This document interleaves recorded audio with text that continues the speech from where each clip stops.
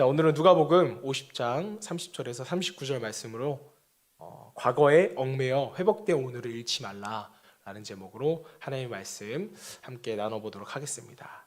자, 혹시 여러분들 중에 나는 태어나서 한 번도 욕을 안 먹어봤다 하시는 분도 계시나요? 나는 목사님 욕도 안 먹어보고 비판도 한 번도 받지 않았습니다. 혹시 이런 분이 계시다면 아마 너무 탁월한 나머지 비판을 받을 일이 없었거나 아니면 인간관계가 전혀 없으시기 때문에 비판을 받지 않은 그러한 무익한 인생을 살아온 것일 것입니다. 자, 그런데 정말 요즘 같은 시대는요, 비판을 피하기란 정말 어려운 시대가 된 것 같습니다. 세상의 사람들은요, 자기 기준과 자기 마음에 안 들면 무섭게 다른 사람들을 비판합니다. 그저 방식이 다를 뿐인데도 그것은 틀렸다고 주장하면서 심지어 욕을 합니다. 때문에 우리가 다른 사람에게 한 번도 욕을 먹지 않는 것은 거의 불가능한 것 같아요. 한 번도 욕 먹는 게 아니라 오늘도 우리는 욕을 먹었을 수 있습니다.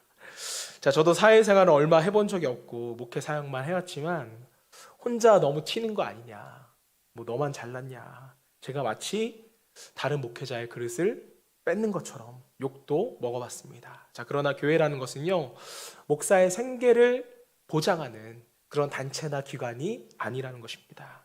혹시나 여러분들도 저를 그렇게 생각하지 않으셨으면 좋겠어요. 교회는 죽어가는 영혼들을 살리고 고치는 것, 이것에만 집중하면 되는 것입니다. 자, 이렇게 세상뿐만 아니라 교회 안에서도 자신의 지식, 정통, 또 경험이 다르면 신랄하게 비판합니다. 왜 하던 대로 하지 않고 살던 대로 살지 않느냐, 이런 것이죠. 자, 하지만 살던 대로 살고 하던 대로 하면 뭐가 없을까요? 발전은 없다라는 것이죠. 계속해서 똑같은 결과만 얻게 되는 것입니다. 자, 권오현 전 삼성회장이 초격차라는 책에서 이런 유명한 말을 남겼습니다. 새로운 문명과 변화를 거부한 집단은 항상 쇠퇴했다는 사실을 역사가 증명한다. 삼성이 이건희 회장 때부터 강조하는 것이 있었다면 그것은 바로 변화입니다. 자, 지금 삼성의 브랜드 가치가 세계 몇인 줄 아시나요? 무려 세계 5위입니다.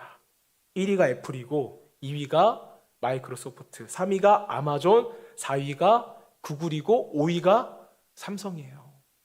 6위가 일본의 도요타입니다. 우리나라가 일본보다 훨씬 유명한 브랜드를 갖고 있다는 것이죠. 자, 삼성이 끊임없이 변화를 추구하지 않았다면 이렇게 작은 나라에서 세계 5위의 브랜드가 말이나 될까요? 불가능합니다. 변화될 것인가 말 것인가, 이제는 이것이 선택이 아니라 이 시대에는 필수라는 것을 여러 가지로 증명하고 있습니다. 또 우리가 코로나라는 걸 또 겪어봤잖아요. 이 코로나가 정말 사람들의 생각과 사고 방식을 완전히 바꿔놓았습니다. 거리보다는요, 시간이 더 중요해졌어요. 장소보다는 영향력이 더 중요합니다. 어디 제품인지보다는 누가 사용하는 제품인지가 이제 더 중요한 시대가 되었습니다. 내 진심보다는 다른 사람들의 평가가 더 중요한 시대가 되었다는 것이죠. 구태의연한 사고 방식으로는 발전은커녕 생존도 어려운 시대가 되었습니다. 자, 이제 교회도 우리가 진리는 지키되, 진리라는 것은 변함이 없는 거잖아요. 이 진리는 지키되 세상 사람들에게 매력을 느낄 수 있도록 교회가 변화되어야 한다고 저는 생각을 합니다. 자, 우리의 신앙생활도 마찬가지예요. 하던 방식이 아니라 더 새롭게, 더 좋은 방식으로 변화되어야 할 것입니다. 자, 에베소서 4장 22절 24절입니다. 너희는 유혹의 욕심을 따라 썩어져가는 구습을 따르는 옛사람을 벗어버리고 오직 너희의 심령이 새롭게 되어 하나님을 따라 의와 진리의 거룩함으로 지으심을 받은 새 사람을 입으라. 성경도 구습과 옛사람의 모습이 아니라 하나님을 따라 의와 진리와 거룩함으로, 즉 신앙의 본질은 지키되 너희가 새 사람이 되어야 한다. 이것을 우리에게 교훈합니다. 자, 오늘 본문으로 우리가 돌아가면요, 누가복음 5장의 배경은 이렇습니다. 당시 유대인들은요, 세리를 증오했어요. 그런데 증오할 만했습니다. 자, 왜 그렇습니까? 로마 제국에 내는 세금도 만만치 않은데 같은 동족인 유대 세리들이 자기들 몫까지해서, 자, 플러스해서 세금을 거두니까 유대인들은 힘이 들 수밖에 없었고, 세리하면 창기와 더불어 죄인으로 취급하는 그런 상황이었다는 것입니다. 자, 하지만 예수님은 이런 세리인 마태를 찾아가서 그를 제자 삼으시고 함께 교제를 하는 것이었습니다. 자, 이를 본 많은 바리새인과 서기관들이 정통적인 이 율법을 빙자해서 예수님을 비난하는 것입니다. 뭐 유대인들이라면 여러분 당연한 반응이겠죠. 만약 여러분들도 예수님이 조선 땅에 오셔가지고 친일 매국노 이완용과 함께 식사를 하시면서 그와 교제한다고 생각해 보세요. 화가 나요, 안 나요? 저는 날 것 같아요. 왜 저런 사람한테까지 가셨나. 자, 그런데 예수님은요, 이런 생각을 가진 바리새인들에게 또 우리들에게 이렇게 말씀하시는 것입니다. 자, 누가복음 5장 37절 38절이에요. 새 포도주를 낡은 가죽 부대에 넣을 자가 없나니 만일 그렇게 하면 새 포도주가 부대를 터뜨려 포도주가 쏟아지고 부대도 못 쓰게 되리라. 새 포도주는 새 부대에 넣어야 할 것이니라. 새 포도주는 새 부대에 넣어야 한다.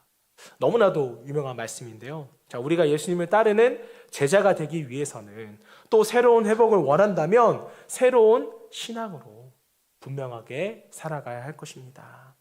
옛 생각과 옛 기준과 옛 방식을 고집해서는요, 예수님이 주시는 새로운 회복을 누릴 수 없다라는 거예요. 그렇다면 새로운 회복은 우리가 어떻게 누릴 수 있을까? 예수님이 바리새인들에게 교훈하셨던 그 말씀을 통하여서 우리가 지혜를 얻고자 합니다.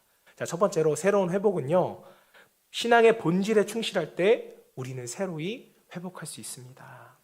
자, 누가복음 5장 34절 35절 말씀. 예수께서 그들에게 이르시되 혼인집 손님들이 신랑과 함께 있을 때 너희가 그 손님으로 금식하게 할 수 있느냐? 그러나 그날에 이르러 그들이 신랑을 빼앗기리니 그날에는 금식할 것이니라. 자, 예수님이 유대인들이 혐오하는 세리와 함께 식사를 하시자 바리새인들을 율법을 어기는 예수님을 비난하기 시작합니다. 당시 율법상 죄인들하고는 식사를 하는 것이 율법으로 금지되어 있었습니다. 자, 그러나 모든 것을 버려두고 예수님을 따르려는 그 세리 마태에게는요, 예수님의 식사가 단순한 식사가 아니었다라는 거예요. 새로운 출발을 하기 위한, 새로운 회복을 경험하기 위한 출정식과도 같은 귀한 잔치의 자리였습니다. 자, 그래서 주님은요, 혼인집 비유를 통해서 그들이 강조하는 신앙의 본질이 무엇인지를 예수님께서 알려주고 계십니다. 자, 여러분, 아무리 잔치가 화려하고 성대해도 혼인잔치의 주인공은 신랑이에요. 혼인잔치에 사람이 아무리 많아도 신랑이 없으면 그 잔치는 의미가 없어집니다. 잔치의 중심은요, 누가 뭐래도 신랑이기 때문이죠. 지금이야 여러분, 결혼식의 주인공은 누구예요? 신부죠. 하지만 이 당시에는요, 부계 중심 사회, 남성 중심의 사회였기 때문에 혼인잔치의 주인공은 신랑이었습니다. 자, 결국 예수님이 말씀하신 잔치의 비유는 신앙의 본질은 새로운 시작이자 완성이신 예수 그리스도이심을 강조하고 계신 것입니다. 자, 사랑하는 여러분, 정말 새로운 회복, 새로운 신앙생활을 원하십니까? 자, 그렇다면 새로운 회복의 시작이요, 완성이신 예수 그리스도가 신앙의 본질임을, 신앙의 중심임을 기억하시길 바랍니다. 예수님을 새로운 기준으로, 그리고 나의 삶의 중심으로 예수님을 모셔야 돼요. 이럴 때 우리의 회복된 삶과 신앙은 더 이상 흔들리지 않게 됩니다. 그런데 자, 무지한 바리새인들은요, 예수님이 신앙의 본질임을 깨닫지 못하고 과거 율법의 기준으로 예수님을 판단하고 비판하고 있는 거예요. 예수님이 너무 세속적이고 비신앙적이라고 예수님을 비판하는 것입니다. 자, 본문 뒤에 나오는 누가복음 6장을 보면 바리새인들이 안식일에 이삭을 잘라서 손으로 비벼 먹는 예수님의 제자를 비판합니다. 그래서 예수님이 또 이렇게 말씀하세요. 누가복음 6장 5절입니다. 또 이르시되 인자는 안식일의 주인이라 하시더라. 인자는 안식일의 주인이래요. 5장에서는 예수님이 혼인잔치의 신랑이다, 이렇게 비유로 말씀하셨는데 바리새인들이 이해를 못했습니다. 자, 그래서 6장에서는 아예 대놓고 말씀을 하시는 거예요. 인자는 안식일의 주인이다. 명확하잖아요. 예수님이 안식일의 주인이시고 신앙의 본질이라는 예수님의 가르침입니다. 자, 그렇습니다, 여러분. 금식이든 예배든 사역이든 모든 신앙의 기준과 중심은요, 다른 게 아니에요. 예수님이 우리의 중심이어야만 합니다. 신앙의 본질은요, 다른 무엇이 아니라 예수님이기 때문이에요. 갈라디아서 3장 24절. 이같이 율법이 우리를 그리스도께로 인도하는 초등교사가 되어 우리로 하여금 믿음으로 말미암아 의롭다함을 얻게 하려 함이라. 율법이 누구로 인도한대요? 예수님께로. 율법의 본질은 예수 그리스도다. 로마서 10장 4절입니다. 그리스도는 모든 믿는 자에게 의를 이루기 위하여 율법의 마침이 되시니라. 보세요, 여러분. 율법의 마침, 완성은 누구입니까? 이 또한 예수님이라는 거예요. 여러분, 그래서 정말로 우리가 회복을 원한다면 여러분들이 신앙의 틀을 완전히 바꿔야 합니다. 우리의 지식, 우리의 전통, 우리의 경험으로 만들어진 그 틀을 변화시켜야지만 우리는 새로운 회복을 경험하게 되는 것입니다. 자, 여러분들이 신앙생활을 오래 했을수록 내가 주인이 된 신앙의 틀이 분명히 있을 거예요.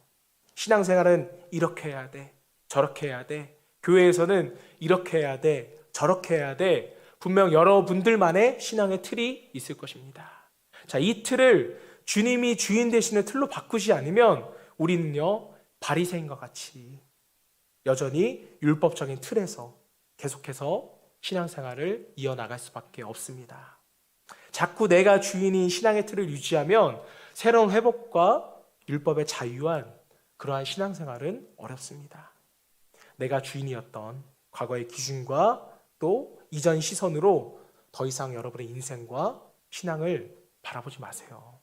우리는 예수라는 본질에, 그 본질에 충실해야 하는 것입니다. 오직 예수님만이 신앙의 본질이요 새로운 회복의 시작이고 완성임을 믿으시기를 주님으로 축복합니다. 여러분, 사자성어 중에 이런 말이 있습니다. 견월망지, 달을 가리키는 손가락 끝을 보지 말고 달을 보라 라는 의미인데, 자, 우리가 아무리 열심히 손가락을 쳐다봐도 여러분 달을 느낄 수는 없어요. 달을 봐야죠. 자, 그런데 바리새인과 서기관들이 이러한 신앙을 가지고 있었다는 것입니다. 자, 그들은 율법이 안내하는 예수님을 바라보지 않고 오직 율법의 조문들만 외우고 그것을 열심히 지켰다는 것입니다.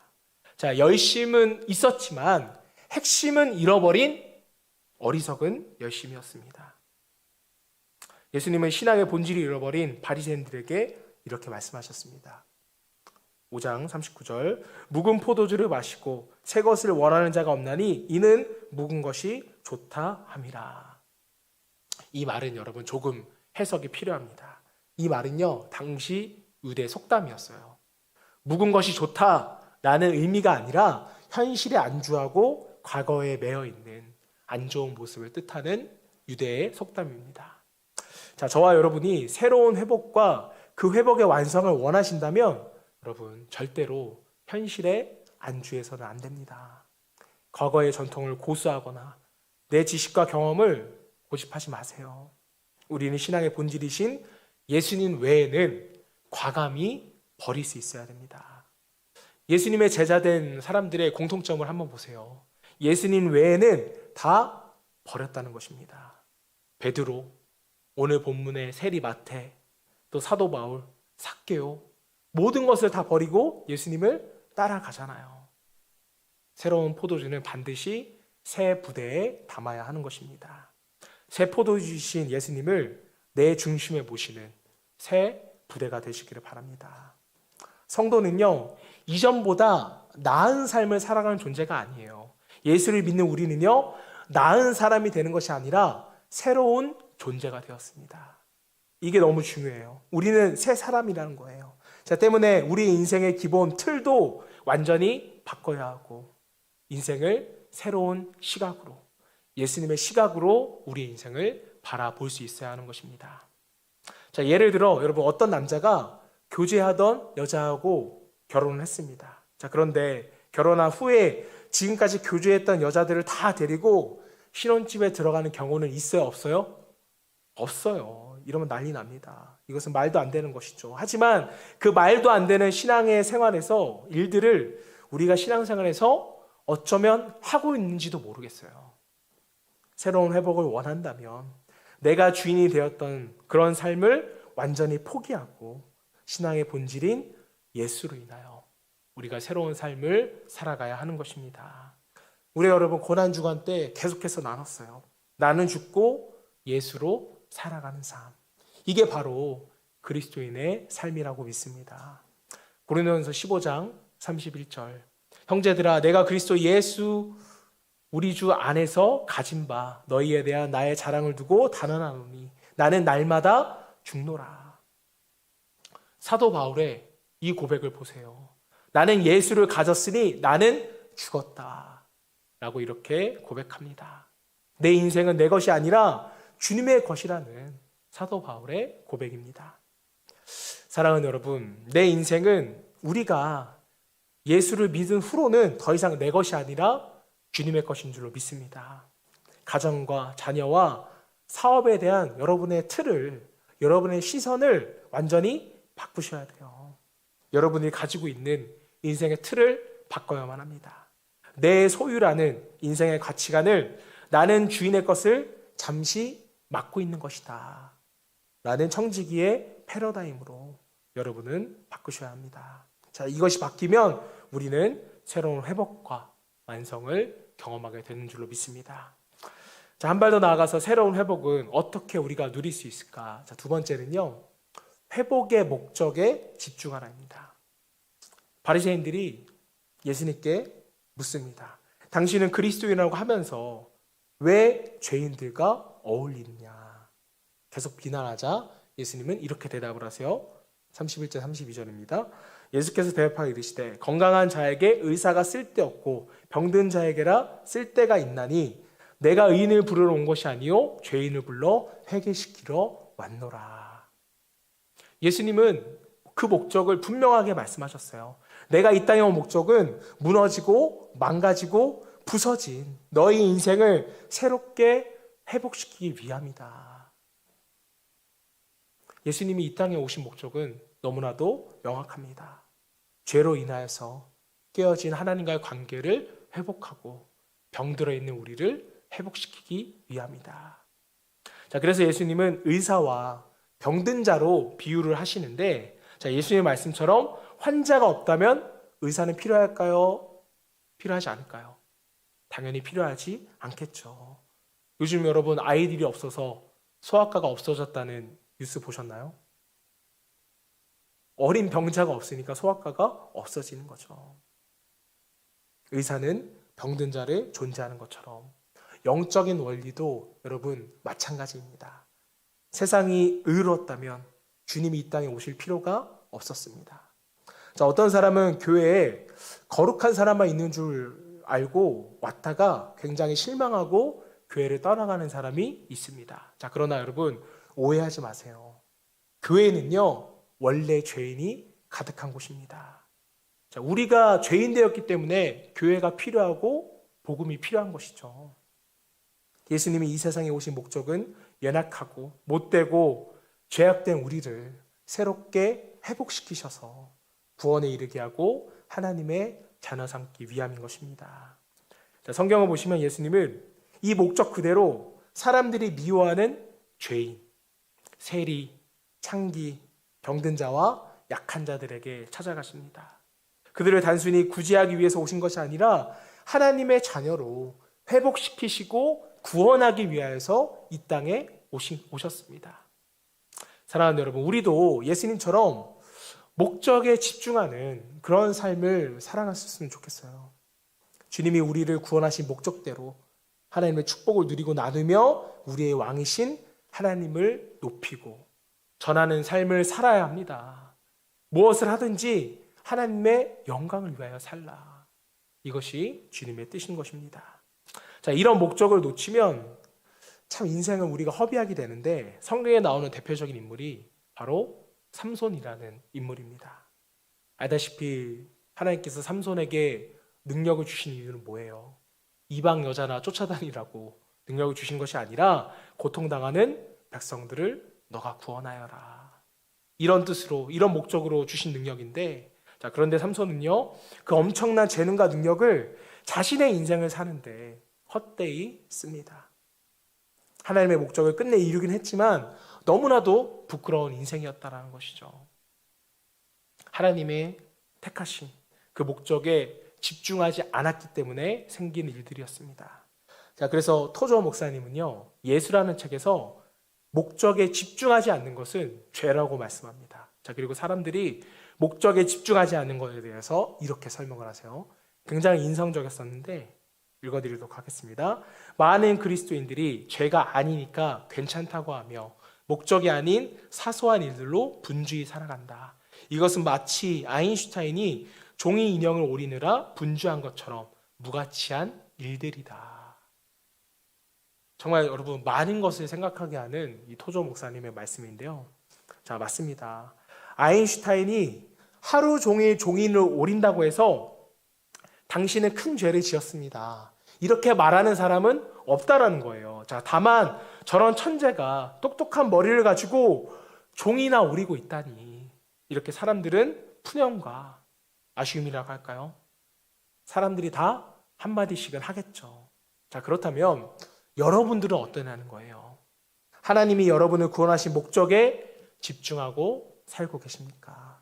아니면 쓸데없는 것을 증명하는데 여러분의 인생을 낭비하고 계십니까? 여러분, 목적에 집중하세요. 하나님이 여러분을 구원하신 하나님의 그 목적에 집중하시기를 바랍니다. 자, 그렇다면 우리의 목적은 뭔가요? 우리가 처한 1터와 3터에서 우리를 구원하신 그 예수님을 높여드리고, 그리고 우리를 사랑하신 하나님을 전하는 것, 이것이 바로 우리의 목적인 것입니다. 오늘 내가 되게 하신 하나님의 목적에 집중할 수 있기를 주님으로 축복합니다. 우리는 직장에 다니거나 돈을 버는 목적, 자녀를 기르는 목적을 분명히 하셔야 돼요. 교회 안에서도 우리를 왜 하나님이 집사로, 또 왜 목사로 세웠는지 그 목적에 집중할 필요가 있는 것입니다. 예수님은 과거에 얽매여 자신을 비난하는 바리새인들에게 말했습니다. 새 포도주는 새 부대에 넣어야 한다. 이 말도 배경적인 설명이 조금 필요한데요. 당시에 포도주는요, 가죽 부대에 넣어서 이게 보관을 했습니다. 자, 그런데 포도주를 오래 넣어 놓으면 그 안에 가스가 발생하기 때문에 오래된 가죽에다가 새 포도주를 또 넣으면 그 가죽이 가스를 견디지 못하고 터져 버렸다고 합니다. 자, 예수님의 비유는 새 포도주이신 예수님의 새로운 신앙의 틀이 되는 새 가죽 부대에 넣어야 하는데, 자, 반대로 바리새인들은요, 새 포도주이신 예수님을 자신들의 낡은 가죽 부대인 율법의 틀 안에 넣으려고 했기 때문에 예수님의 책망과 비판을 받게 된 것입니다. 자, 그런데 오늘날 많은 성도님들이 바리새인들과 같은 모습을 하고 있다는 거예요. 헌옷에 새 옷을 잘라붙이는 어리석은 신앙인이 되지 않기를 바랍니다. 예수님이라는 새 포도주는요, 반드시 새 부대라는 새로운 신앙의 틀 안에 넣어야 하는 것입니다. 자, 바리새인들과 서기관들은 예수님의 가르침을 이해하지 못하였으나 세리였던, 죄인이었던 마태는요, 예수님의 말씀이 무엇인지를 빨리 캐치하고 결단을 합니다. 누가복음 5장 27절. 그 후에 예수께서 나가사 레이라는 세리가 세간에 앉아 있는 것을 보시고 나를 따르라 하시니 그가 모든 것을 버리고 일어나 따르니라. 여러분, 세리라는 안정된 직업과 지금까지 벌었던 것을 모두 버렸다는 것은 무슨 의미일까요? 마태가 자신의 과거, 자신의 모습을 다 버렸다는 의미입니다. 그리고 세리 마태는 일어나 예수님을 따라갑니다. 그 결과 마태는요, 새로운 회복의 주인공이 되었다라는 것입니다. 사랑하는 여러분, 여러분들도 새로운 회복을 원하십니까? 자, 그렇다면 신앙의 본질에 충실하시길 바랍니다. 우리 인생의 주인은요, 내가 아니라 예수님이라는 걸 항상 인식하셔야 돼요. 그리고 우리를 구원하신 그 목적에 저와 여러분 모두가 집중하시기를 바랍니다. 자, 마지막으로 고린도후서 5장 17절 말씀 우리가 보도록 하겠습니다. 자, 그런즉 누구든지 그리스도 안에 있으면 새로운 피조물이라. 이전 것은 지나갔으니 보라 새 것이 되었도다. 여러분, 말씀을 자세히 보시면요, 너희는 새 것이 될 거야. 너희는 새 것이 되어가는 과정이야. 예수님이 이렇게 말씀하지 않으셨어요. 보라 새 것이 되었도다. 우리의 존재는요, 이미 변화되었다고 우리에게 선포하셨습니다. 성경을 보면 예수님은 과정을 말씀하시지 않으세요. 항상 존재가 변화되었다. 항상 선포하는 것을 볼 수가 있습니다. 너희는 세상의 빛과 소금이 될 거야가 아니라 너는 세상의 빛과 소금이라. 우리의 존재가 완전히 변화되었다는 것을 예수님은 선포하셨습니다. 자, 때문에 우리의 신앙의 틀은요, 반드시 새 부대로 변화되어야 하는 것입니다. 새 포도주는 새 부대에 넣어야 합니다. 저 여러분 모두가 새로운 믿음으로 새로운 회복을 누릴 수 있는 저와 여러분 되시기를 주님으로 축원합니다.